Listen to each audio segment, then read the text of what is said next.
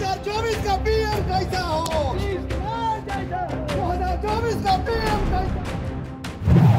ये बिहार की राजनीति की वो तस्वीर है जिससे जेडीयू की रणनीति को आसानी से समझा जा सकता है।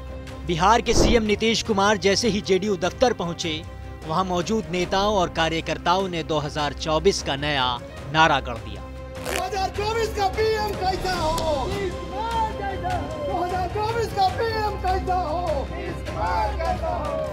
दरअसल पटना में अगले 3 दिनों तक जेडीयू की राष्ट्रीय कार्यकारिणी की बैठक है और इसी में शामिल होने के लिए नीतीश कुमार वहां पहुंचे थे। जैसे ही वो पहुंचे तो ये तस्वीर देखने को मिली, जिसके बाद ये कहना मुश्किल नहीं होगा कि जेडीयू की ओर से 2024 लोकसभा चुनाव के लिए नीतीश कुमार की भूमिका तय कर दी गई है, क्योंकि तेलंगाना के मुख्यमंत्री के चंद्रशेखर राव के पटना से जाने के बाद जेडीयू ने पूरे पटना को पोस्टरों से पाट दिया है, जिसमें सीधे तौर पर प्रधानमंत्री नरेंद्र मोदी पर निशाना साधने की कोशिश की गई है। कह तो ये भी सकते हैं कि जेडीयू ने अनऑफिशियल तरीके से नीतीश कुमार को 2024 के लिए प्रधानमंत्री पद का उम्मीदवार घोषित कर दिया है।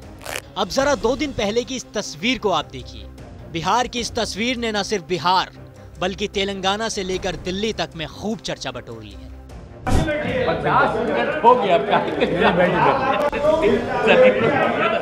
इस पूरे प्रक्रिया में कांग्रेस पार्टी की क्या भूमिका होगी? हर किसी ने अपने अपने तरीके से इस तस्वीर को जनता के सामने रखने की पूरी कोशिश की, तो बीजेपी ने इसे बिहार में उठक बैठक की राजनीति करार दिया। बीजेपी के फायर ब्रांड नेता और केंद्रीय मंत्री गिरिराज सिंह ने कहा कि बिहार में उठक बैठक की राजनीति शुरू हो चुकी है, जिसे लोगों ने टीवी पर खुलेआम देखा। मुझे लगता है कि देश के अंदर अब समय आ गया है कि इन लोगों में किसी में ये हिम्मत नहीं है कि नरेंद्र मोदी के सामने अकेले चुनाव लड़े। पहले तो ये कबूल करे कि भारत के किसी भी विपक्ष को मोदी के सामने अकेले नेतृत्व लड़ने का चेहरा नहीं बना पाया।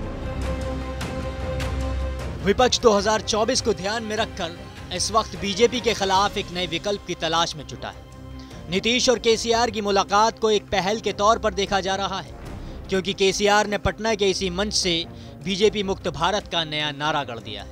ये बात अलग है कि मोदी के सामने मुकाबला करने वालों का नाम वो नहीं बता पाए। नीतीश जी का भी मन है, मुझे भी उन्होंने आदेश दिया है, जितने भी विपक्षी दल है देश में सारे एकजुट होकर, ताकत जुटाकर, शक्ति जुटाकर बीजेपी मुक्त भारत का नारा देना चाहिए और बीजेपी मुक्त भारत को हासिल करना चाहिए।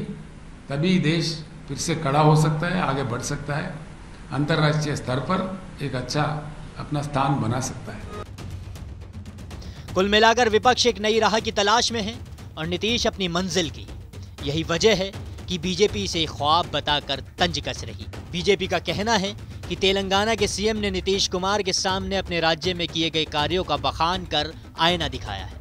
मुख्यमंत्री के चंद्रशेखर राव ने नीतीश कुमार और तेजस्वी यादव को बार बार यह एहसास कराया है कि उन्होंने अपने तेलंगाना राज्य में विकास का काफी नाम किया, जबकि पिछले 17 साल में नीतीश और उसके पहले के 15 साल में आरजेडी के शासनकाल में विकास का कोई काम नहीं हुआ। और चंद्रशेखर राव बिहार आकर तेलंगाना मॉडल की तारीफ कर अपनी मार्केटिंग कर गए, लेकिन इस मार्केटिंग का असर कितना होगा और किस पर होगा, ये सवाल बड़ा है। अगर ये खबर आपको अच्छी लगी हो तो हमारे साथ इस खबर पर अपनी राय जरूर साझा करें। बाकी देश और दुनिया की तमाम बड़ी खबरों के लिए देखते रहें TV9 डिजिटल।